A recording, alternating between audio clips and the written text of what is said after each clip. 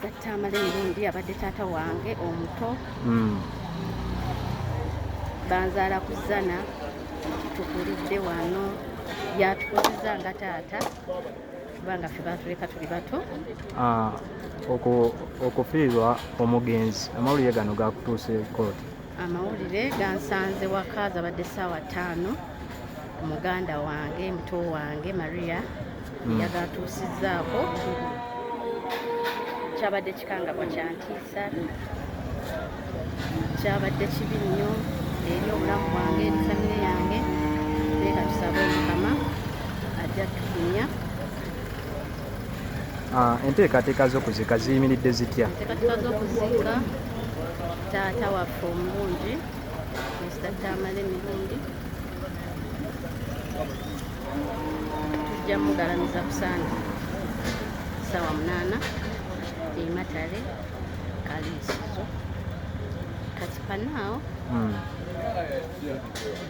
tulinayo misa ezzana ku ssaawa 10 n'ekiro. Kati then bode ya taata bajja gireeta enkya, bwe banaagijja ku funeral tugenda ku church St. Javila gye tuyinza okufuna ekitambiro ky'emmisa Mukama wanaabakkiriza.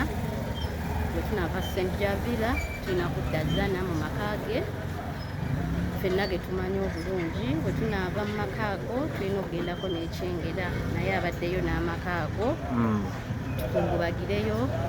Then after ku Saturday tuyimuke tugende e Kaliisizo Matale.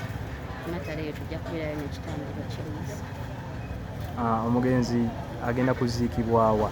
Matale Kaliisizo Sande.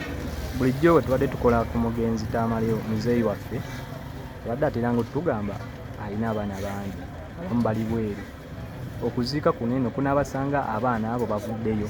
Simanyi, omusajja wano mu Buganda tabali bwanzaala. Sijja kugamba nti taata alina abaana bangi, sijja kyogera nti alina abaana bangi, naye wano mu Buganda omusajja tebamubalira nzaala, kimanyi.